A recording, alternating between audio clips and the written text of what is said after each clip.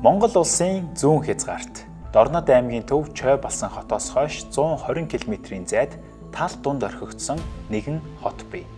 Цагтаа 10,000 орчим хүн ажиллаж амьдардаг байсан энэ хот тухайн үедээ Монголын хамгийн гоё суйрангуудын нэг байсан гэдэг.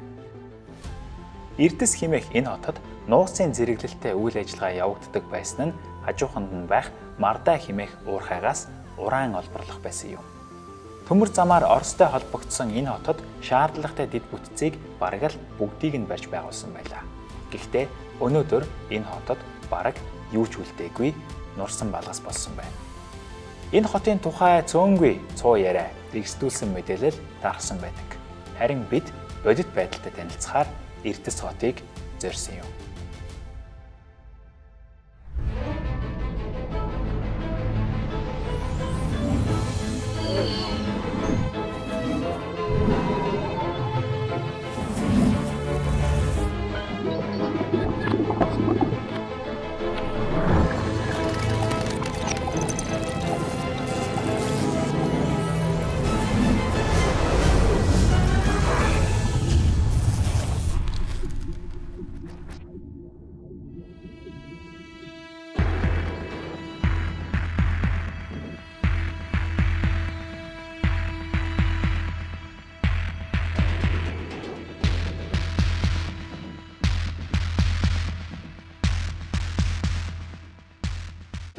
За бид яг одоо Эрдэс хотын төвд ирсэн байна. Харж байгаачлаа энэ ч бараг юу ч үлдээгүй байна. Мардай бол ураны уурхай. Магадгүй энэ хот үгүй болсон нь ураантай, цацрагтай ямар нэгэн байдлаар холбоотой юу? Хамтдаа цацрагийн хэмжилт хийж үзцгээе. Нанозивертээр харуулж байна. Энэ нь ойролцоогоор 0.1 микрозиверт цацрагийн хэмжигдэж байна гэсэн үг. Энэ бол маш хэмийн үзэгдэл, яг л байгалийн цацрагтай ижлэхэн төвшөнд байна гэсэн үг. Тэгвэл ураны уурхай дээр нь байдал ямар байгааг хамтдаа харцгаая. Энэ харагдаж буй нуур бол Мардайн ил уурхайн тогоон дээр тогтсон их ус. Энд бидний сайн мэдэх уламжлалт уурхайн аргаар буюу ил болон далд уурхайн аргаар ураныг олборлохоор бэлдэж байсан. За харж байгаачлан миний яг одоо зогсож байгаа газрын гамма цэцэргийн одоо дэвсгэр цэцэргийн хэмжилт илүү өндөр байгааг та бүхэн харж байна. Яагаад вэ гэхээр зэрэг би цацрагийн их үүсвэртэй илүү ойрхон байна. Миний хойно харагдаж байгаа энэ овоолго бол ураны хөдрийн овоолго. Мардайн ил уурхайгаас гарсан өдрийг ингэж овоолоод дээрэс нь уусамлаар уусгаж боловсруулалт хийх гэж бэлдэжсэн байгаад. Тэгээд энэ чигээр үлдсэн. Гэхдээ Мардайн уурхай дээр бол ураны боловсруулалт хийгдээгүй. Шууд хөдөр байдлаараа Орос руу гардаг байсан. Нийт 550 орчим тонн уран гарсан гэгддэг. Тэгээд энд харагдаж байгаа шууд ураныг бид ингээд харж болохоор байна. Ийш ойртох тусам та бүхэн цэцэргийн хэмжилт илүү ихсэж байгааг харж байгаа баг. Тэгэхээр Мардайн уурхайгаас гарсан эцсийн бүтээгдэхүүн бол энэ. Ерөөсөө л ийм өдөр байдлаараа гарсан. Тэгээд бид нар яагаад энд ирсэн бэ? Яагаад ийм хол замыг туулан Мардайн уурхай дээр ирсэн бэ гэхээр зэрэг тун утахгүй манай Монгол улс ураанаа дахин олборлож бүр боловсруулах юм алхам хийж байгаа. Гэхдээ Дорндоос буюу Мардайгаас биш. Дорн говийн Улаанбаатар суунд байрлах Зөөвч овоогийн орд дээр ураны олборлолт болон боловсруулалт хийгдэнэ.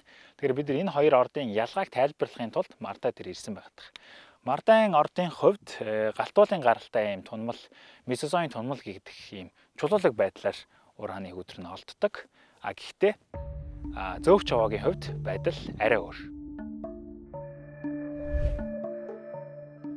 За, энэ бол Зөөвч овоогийн орд дээрх ураны уурхай.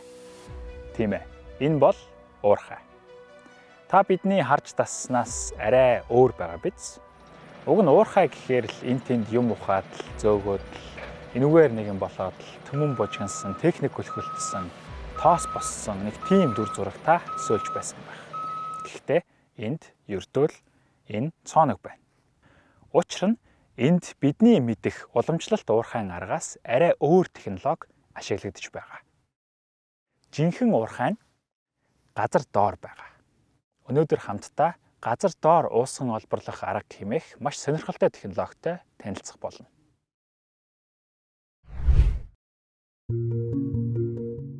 Ураны хөдөр газрын гүнд 200 метрийн доор байгаа. Газрын доор уусган олборлох арга нь ураны хөдрийг ухаж гаргаж ирэх биш. уусамлаар угааж дээш нь сорж гаргаж ирдэг технологи юм. Яагаад вэ гэж юу?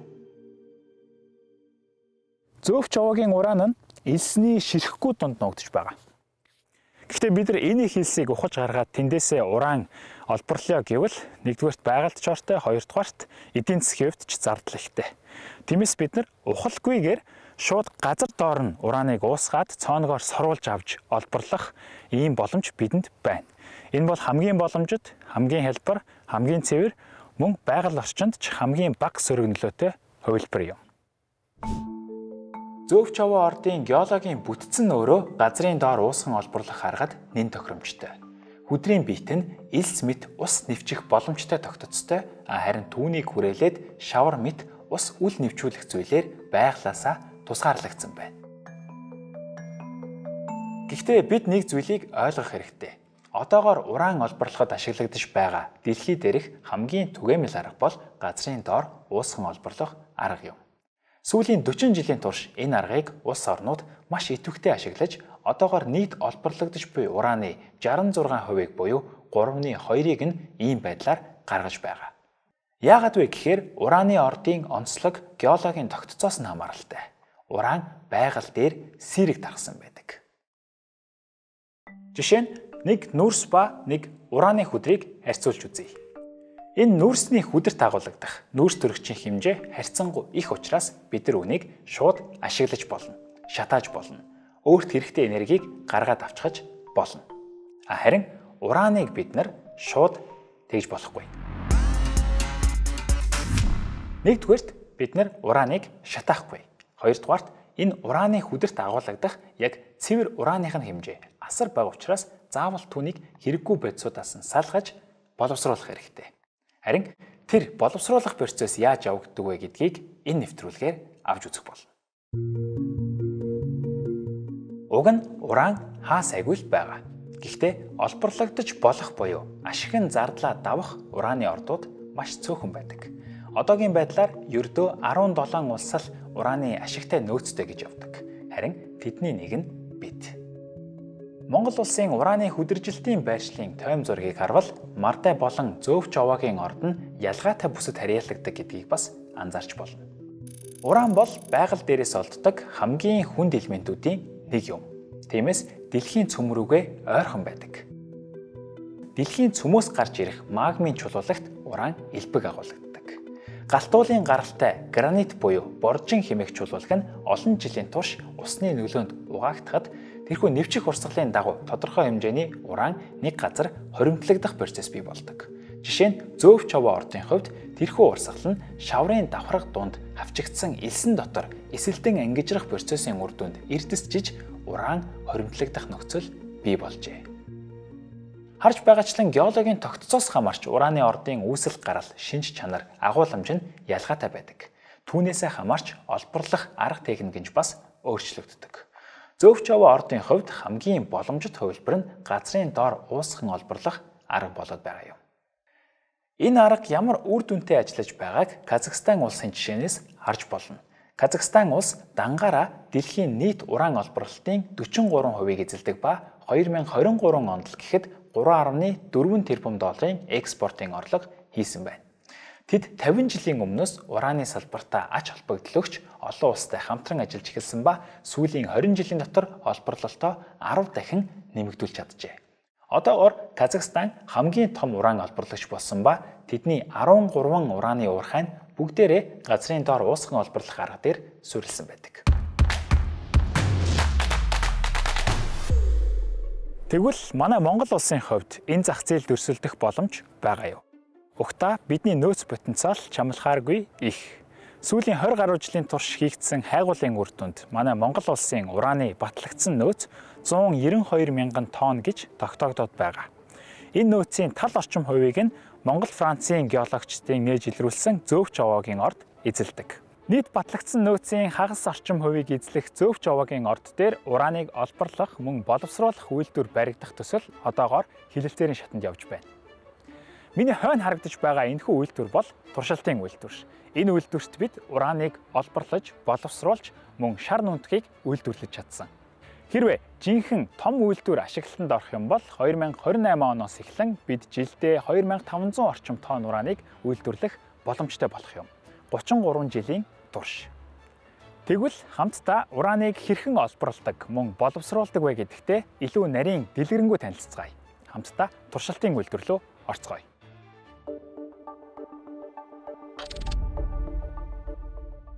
$200 метрийн доор байгаа урааныг уусгаж гаргаж ирэхийн тулд 2 төрлийн цооног оруулах хэрэгтэй. 6 талд нь уусмал шахах цооног байрлана, харин голд нь өнөөх уусмлыг сорж гаргах олборлолтын цооног байрлана. Гэхдээ зүгээр нэг ус шахаад буцаад сурвалбал уран гарч ирэхгүй. Урааныг гаргаж ирэх тохиромжтой нөхцөлийг бүрдүүлэхийн тулд хүчил шүлтийн харьцааг нь зохистой хэмжээнд буюу 1.5 дээр барих ёстой. Үүний тулд 1% хүхрийн агуулмжтай уусгагч шингэнийг ашигладаг. Уусгагч шингэн элсэн дундуур нэвчих үедээ урааныг салгаж өөртөө шингэнэ. Ийхүү ураантай шингэн цооногоор дээш сорогдож боловсруулах үйлдвэрт очино.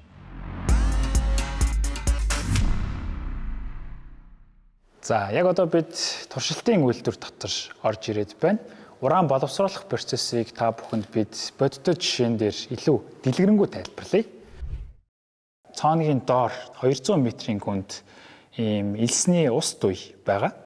Энэ элсэн дотор уран байгаа. Энэ урааныг гаргаж авахын тулд биднэрт ийм уусгагч бодис хэрэгтэй. Энэ уусмлын 1% нь хүхрийн хүчил, 99% нь ус. За тэгээд энэ бодисоор хөдрийн биетээ угаагаад дээшээ гаргаж ирнэ. Гарч ирсэн ус нь хойно харагдаж байгаа энэ танкн дотор тэрхүү уусмлыг ийм синтетик давирхаа хүлээж байгаа. Энэ давирхаа нь урааныг өөртөө наалдуулдаг онцлогтой. Тэгээд энэхүү давирхаанд уран наалтахаараа ингэж харагддаг. За энэ хойно харагдаж байгаа процесс бол олборлолтын хэсэг.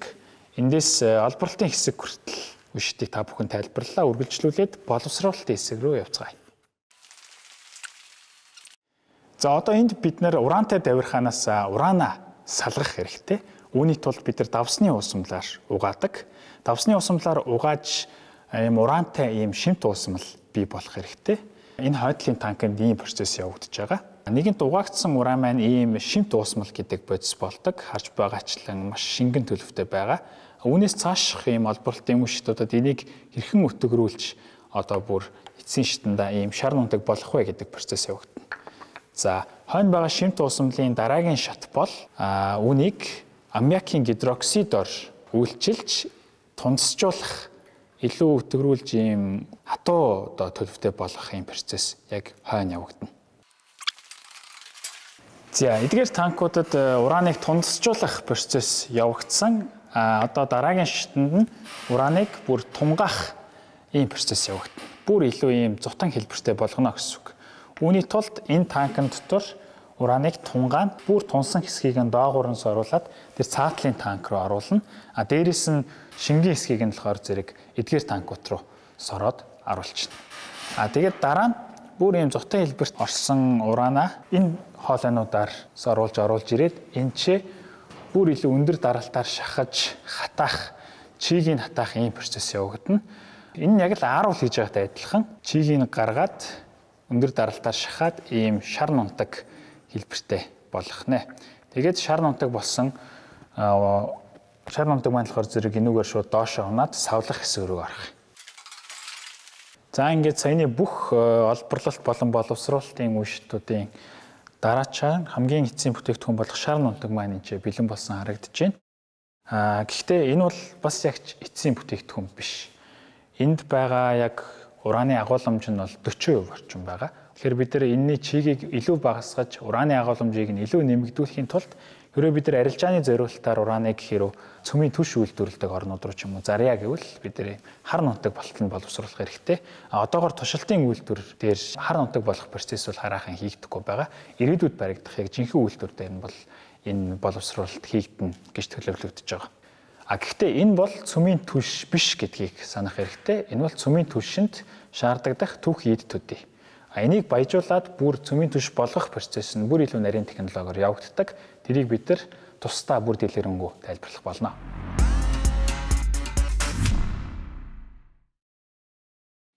За одоо ураныг боловсруулах үйлдвэр доторх цацрагийн аюулгүй байдалтай хамтдаа танилццгаая.